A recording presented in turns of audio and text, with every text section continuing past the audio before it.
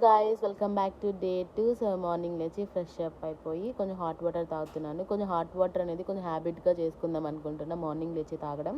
So బ్రేక్ఫాస్ట్కి నేను ఒక నార్మల్ దోశ, దాంట్లో కొంచెం ఆలు స్టఫ్ పెట్టుకున్నాను, 2 ఎగ్స్ ఆమ్లెట్ వేసుకున్నాను. సో వెయిట్ అనేది నేను రోజు అనేది అప్డేట్ చేయను. సో వీక్లీ వన్స్ అప్డేట్ చేద్దాం అనుకుంటున్నా.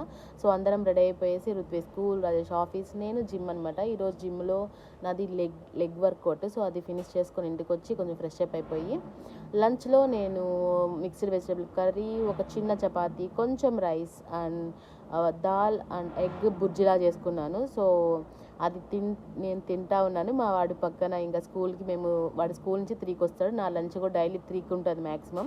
సో వాడు కొంచెం డ్రాయింగ్ చేసుకున్నాడు. సో కాసేపు అన్న ఎంగేజ్ చేసిన తర్వాత ఈవినింగ్ స్నాక్స్ నేను కొంచెం వాటర్ మిలాను, ఒకటి ఆరెంజ్ తిందాం అనుకున్నా. బట్ ఆరెంజ్ చాలా పుల్లగా ఉంది, నేను తినలేదనమాట అది కొంచెము.